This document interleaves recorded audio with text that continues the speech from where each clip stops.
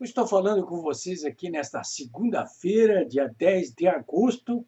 São 4 horas e 25 minutos em Porto Alegre. Céu azul, sol resplandecente, temperatura, eu diria até que é quente para o caso de Porto Alegre no mês de agosto. 29 graus agora, nesse momento, 4:30 em Porto Alegre. Esse ruído que vocês estão ouvindo aí, estão ouvindo? É das serras de uma obra de construção civil aqui que estava paralisada há meses, do lado do meu apartamento aqui. Eu moro em Petrópolis, em Porto Alegre. Isso está soando assim como música no meu ouvido. É a economia que volta a se movimentar aqui na capital do Rio Grande do Sul, depois de 5 meses praticamente paralisada a economia. Vários lugares do Brasil está paralisada a economia. Mas eu até diria que na maioria já estão sendo retomadas as atividades econômicas e humanas. Isso aí não vai durar mais muito tempo, não. Tenho certeza que não vai durar muito tempo. As pessoas precisam trabalhar, senão não tem salário, não tem renda, não tem como manter as próprias famílias alimentadas sequer. E as empresas também precisam tratar de operar, porque senão quebram. Não existe isso aí. E a economia vai para o brejo, nós vamos ter um caos social e político de dimensões oceânicas aqui no Brasil. Todo mundo sabe disso aí. Parece que só não sabem disso aí o Supremo Tribunal Federal, a maioria formada dentro do Congresso Nacional, e todo esse eixo do mal aí, Rede Globo, RBS aqui em Porto Alegre. É exatamente em relação a isso aí que eu quero falar com vocês hoje, porque neste final de semana foram assombrosas as manifestações do eixo do mal, com ênfase para a Rede Globo, a RBS aqui no Rio Grande do Sul, mas principalmente com ênfase para o Supremo Tribunal Federal e o Congresso, que festejaram, entre aspas, o fato do Brasil ter alcançado o número 100 mil de mortos por força do vírus chinês. Olha, o Supremo Tribunal Federal e o Congresso Nacional deram-se ao desplante de decretar luta oficial de 3 dias, numa evidente provocação política contra o governo e o presidente Bolsonaro. Uma evidente provocação, mais uma provocação política. Luta oficial. Ora, senhores, os principais responsáveis por tudo isso que está acontecendo no Brasil hoje, inclusive por essas 100 mil mortes, são exatamente o Supremo Tribunal Federal, essa maioria formada dentro do Congresso Nacional, e todo o eixo do mal, aí, incluindo Rede Globo, RBS aqui de Porto Alegre. Na verdade, o que o Supremo fez e o Congresso fizeram, Congresso e Supremo neste final de semana, decretando luta oficial de 3 dias, luta oficial porque foi alcançado o número 100 mil, número emblemático para eles. O que eles fizeram foram atos políticos, como eu já disse aqui, mas, sobretudo, atos de uma enorme hipocrisia, de grande cinismo e de oposição, mais uma vez. É para colocar as coisas assim, bem como devem ser colocadas mesmo. Mas eu quero passar para vocês alguns dados aí a respeito da responsabilidade de cada um em relação à maneira com que o Brasil vem enfrentando essa pandemia do vírus chinês. Eu acho que é importante que vocês tenham uma visão sistêmica, global, de tudo isso que vem acontecendo nos últimos 5 meses de combate ao vírus chinês. E para que nós possamos ter essa visão global, é preciso que examinemos os fatos que ocorrem e ocorreram e vão ocorrer na área social, aí incluídas ações na área jurídica, de mídia, enfim, de tudo aquilo que vocês podem entender como o segmento social. Por esse lado. E, por outro lado, também, tudo que se relaciona com as ações na área da economia, o que vem acontecendo com a economia brasileira.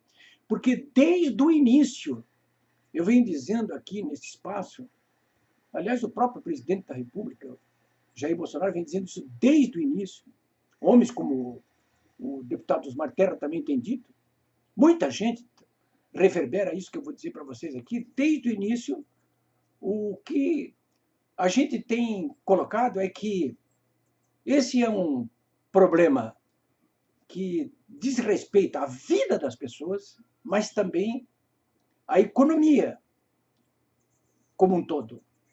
Ou seja, é preciso cuidar da saúde das pessoas, da sobrevivência das pessoas, não apenas através do combate ao vírus chinês para impedir que elas fiquem doentes e morram, mas também de impedir que a economia seja destroçada e que, de outra maneira, mais gente ainda viesse ou vá morrer aí por causa de uma crise econômica de proporções oceânicas. Então temos que ter, são esses dois pilares, né?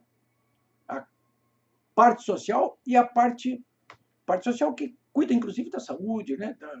Da justiça, da educação, da mídia, e a econômica, que é tudo isso relacionado com a economia, e principalmente a questão dos empregos, da renda dos trabalhadores, da sobrevivência das empresas.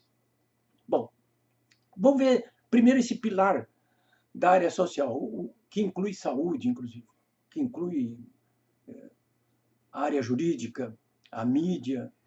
Bom, o que nós vimos aí, e precisamos relembrar agora para medir as responsabilidades, é que nessa área aí, o Supremo Tribunal Federal, com o apoio do Congresso Nacional, e principalmente dessa mídia corporativa a qual eu já me referi, passou a responsabilidade pela execução das políticas públicas sanitárias de combate ao vírus chinês aos governadores.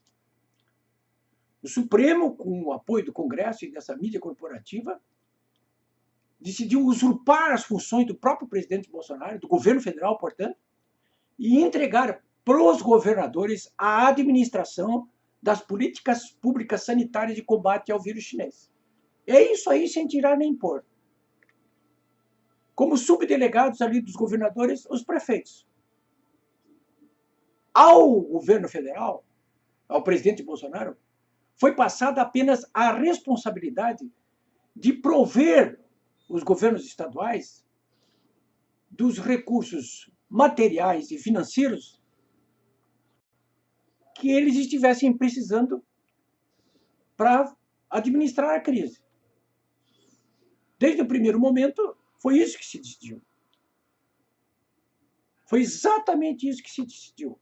Ora, se as coisas estão como estão acontecendo com esses números aí, vocês podem ver, de fato, que a responsabilidade é dos governadores e dos prefeitos, não do presidente Bolsonaro. Porque quem é que está falhando?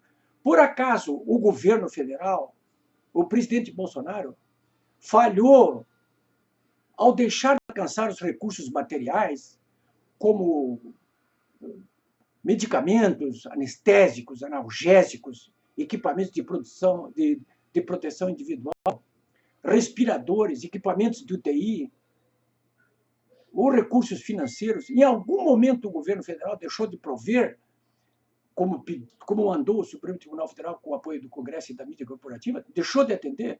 Olha, eu quero dizer para vocês o seguinte, eu não conheço nenhum caso de governador, mesmo da oposição, e nem de prefeitos, que estejam colocando a questão do seguinte modo: eu não fui atendido quando pedi apoio do Ministério da Saúde e do governo federal. Até pelo contrário. Aqui no Rio Grande do Sul, inclusive, há 15 dias atrás, quando estavam em colapso o abastecimento de analgésicos e de anestésicos para funcionar as UTIs do sistema hospitalar de Porto Alegre, o presidente interveio de imediato, importando esses medicamentos do Uruguai, e caminhões do Exército, inclusive, foram até a fronteira em Jaguarão com o Uruguai, buscaram e trazer, e trouxe tudo isso aqui para Porto Alegre, fazendo a distribuição imediatamente, aqui pela Secretaria da Saúde, inclusive. Então, esses são os fatos. Esses realmente são os fatos que nós temos que avaliar. Agora, o eixo do mal, o STF ao decretar o luto de 3 dias, o Congresso ao decretar luto de 3 dias, passaram uma mensagem de que a responsabilidade era do governo federal, que não fez o que tinha que fazer. Quando eles sabem muito bem que a maior responsabilidade foi deles, quando retiraram do presidente da República e do governo a possibilidade de implementar políticas públicas sanitárias de combate ao vírus chinês, deixando ao governo federal e ao presidente apenas a atividade subsidiária de provedor de recursos financeiros e materiais. Nada além disso. Então, a responsabilidade, em primeiro lugar, é deles. A segunda é de quem está executando essas políticas materialmente em cada estado. Quem? Os governadores. Aqui no Rio Grande do Sul mesmo, é o governador Leite quem estabeleceu uma política que baseada em bandeiras de diversas cores para determinar que tipo de restrição ou não deveria acontecer em cada região do estado, em cada município. Não foi o Bolsonaro quem estabeleceu essa política de distanciamento social controlado que existe, por exemplo, aqui no Rio Grande do Sul e que existe com variações em todos os outros estados da mesma forma. Não é o presidente Bolsonaro que atribui a cada região do Rio Grande do Sul, de cada estado, a responsabilidade dos prefeitos na administração da crise. Não foi. Quem determina isso é cada governador através de decretos que ele está a todo momento modificando. É isso aí. Quem está roubando em pelo menos 5 estados dinheiro que foi canalizado pelo governo federal para comprar respiradores, para comprar equipamentos de UTI, para comprar medicamentos, para implantar hospitais de campanha, quem está roubando são esses governadores, 2 dos quais, inclusive, já estão sofrendo impeachment, que é o do Rio de Janeiro e de Santa Catarina. Não tem nada que envolva o Ministério da Saúde ou o governo federal, mas apenas aí. Então, a responsabilidade, primeiro, primária, é do Supremo, com o apoio do Congresso da Mídia Corporativa, que usurpou esses poderes do governo e do presidente Bolsonaro. Em segundo lugar, de quem está administrando a crise em cada estado, que é os governadores. Depois quem? Os prefeitos. E mais do que isso, se quisermos ir mais longe, não devemos esquecer que o verdadeiro responsável por tudo isso, essa pandemia que está acontecendo no mundo, você vai encontrar no Partido Comunista Chinês, no governo da China. Porque foi lá que esse vírus foi produzido e foi espalhado primeiro dentro da China e depois para o restante do mundo. É ali que está. Ali é o epicentro da responsabilidade. Mais hora, menos hora, o governo comunista chinês e o seu partido comunista terão que ser chamados lá pela Organização Mundial da Saúde, pelo Tribunal de Haia, para responder pelas suas responsabilidades. Falando nisso também, na área internacional, a Organização Mundial da Saúde, né? Que senhores têm que imediatamente ser submetida a um verdadeiro desmonte. Eu falei com vocês aqui até agora sobre esse guarda-chuva, digamos, social, aí, que envolve a questão da saúde, da área jurídica, da mídia, mas existe um outro pilar, que é o pilar que, desde o primeiro momento, vem sendo atacado pelo presidente Bolsonaro nos seus discursos, que é o da economia. Aquela história de vamos salvar simultaneamente a vida das pessoas e vamos salvar os empregos, a vida das pessoas também, mas aí na economia. Bom, em relação a isso, é bom dizer que o Supremo Tribunal Federal e o Congresso, com raríssimos ajustes, não interferiram, ou interferiram muito pouco. E nesse campo é que o governo vem implementando, ao longo dos últimos meses, uma série de providências para salvar os empregos, para salvar a renda das pessoas, para salvar as empresas. Isso é muito claro. Há poucos dias mesmo eu reproduzi no meu blog, polibiobraga.com.br, aqui, um comentário do ex-prefeito de Porto Alegre, ex-presidente da Comissão de Constituição e Justiça do Senado, José Fogaça, que é do MDB. Eu acho até que ele é oposição ao próprio Bolsonaro, não sei dizer. Eu converso com ele, nunca perguntei isso aí para ele, mas acho que sim. Mas ele mesmo publicou um artigo reconhecendo que a maior transferência de renda extra-orçamentária da história do Brasil está ocorrendo exatamente nesse momento aqui por força da ação do governo Bolsonaro em relação a esse programa de auxílio emergencial, que durante 5 meses está pagando para 66 milhões de brasileiros, veja bem, 66 milhões de brasileiros está pagando a quantia mensal de R$ 600. Esse programa talvez até com outros valores vá ocorrer até o final do ano. Mas, de qualquer maneira, já está salvando aí mais de 60 milhões de pessoas que estão recebendo esse auxílio emergencial de R$ 600. Porque vocês podem ter certeza, essa massa humana, aí, se não recebesse esses recursos aí, estaria hoje produzindo um caos social e político enorme em todo o Brasil. Então, mas não foi só. Eu poderia citar aqui inúmeras outras ações também implementadas na área da economia pelo governo federal, pelo governo Bolsonaro, para salvar emprego e renda e as empresas, a economia do Brasil. Não se trata apenas desse auxílio emergencial, né? Se trata também de um outro programa específico relacionado com a manutenção dos empregos, que é esse programa emergencial de manutenção do emprego e renda, que propicia o pagamento de trabalhadores colocados em disponibilidade pelas empresas durante pelo menos 3 meses, prorrogáveis até. O governo Bolsonaro, só nesse programa aí, já injetou alguma coisa como 22,7 bilhões, salvando, se diz aqui, salvando aqui alguma coisa, olha, só no Rio Grande do Sul foi alguns milhares de empregos, né? E depois nós temos também, e aí sim, esse último programa, e eu já estou concluindo aqui, é o Programa Nacional de Apoio a Micros e Pequenas Empresas, o PRONAMP, aí, né? Que deve acabar agora, dia 15. Já estão trabalhando para que continue esse PRONAMP, é o Programa Nacional de Apoio às Micros e Pequenas Empresas, né? Essa primeira fase aí terminaria agora no dia 25. Só para vocês terem uma ideia do alcance desse programa em relação ao apoio às pequenas e microempresas, só no Rio Grande do Sul, meu estado aqui, até agora foram fechadas 28 mil operações, né?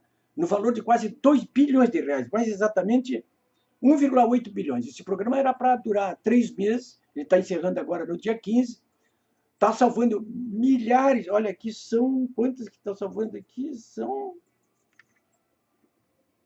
só no Rio Grande do Sul, 28 mil operações.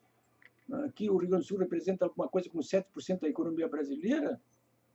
Nós estamos falando aí, vamos multiplicar aí para 280 mil, 300 mil micro e pequenas empresas. É muita gente, né?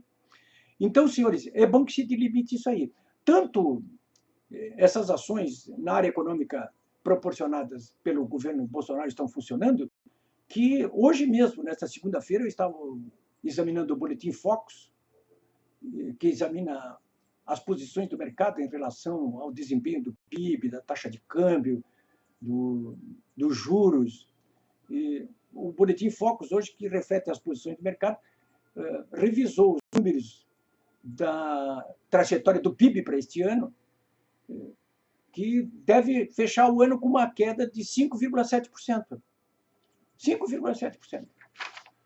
Já se falou até em 20% ou 30% de queda do PIB deste ano, mas já está reduzido agora a 5,7%. Mais do que isso, o mercado sabe que a qualquer momento a economia reativando, nós vamos voltar ao crescimento que vínhamos tendo antes da pandemia. Não era muito grande, mas era pelo menos muito superior ao desempenho do PIB nos 2 últimos anos da Dilma Rousseff, aí, que produziu uma recessão jamais vista na história do Brasil, né? Em 2015 e 2016, a presidente Dilma Rousseff, e aí é uma das razões pelas quais ela caiu, inclusive, a economia recuou em 2015 3,55% e em 2016 6,31%. No acumulado, aí nós tivemos quase 10% de queda do PIB em apenas 2 anos. Foi uma das razões pelas quais ela caiu. Não foi só isso aí, mas é uma das razões. Então, para o ano que vem, já se estima que nós vamos ter uma recuperação importante da economia aqui do Brasil, crescendo o nosso produto interno bruto, que representa a geração de riquezas durante um determinado período de uma unidade federativa. Nós vamos ter esse crescimento no ano que vem. Então, senhores, eu queria concluir essa conversa com vocês hoje, para que vocês tenham bem noção de quem são os verdadeiros responsáveis por essas 100 mil mortes aí. Aquilo que o STF, o Congresso, a mídia corporativa comemoram, entre aspas, né, porque acho que a responsabilidade é do Bolsonaro, tentar passar isso claramente, essa mensagem. Na verdade, isso aí vai funcionar como um bumerangue contra eles, né? Porque a responsabilidade está no colo de cada um deles. E mais hora ou menos horas, eles terão que ser chamados para pagar essa conta. É uma conta fúnebre, eu sei, mas eles vão ter que pagar por isso aí.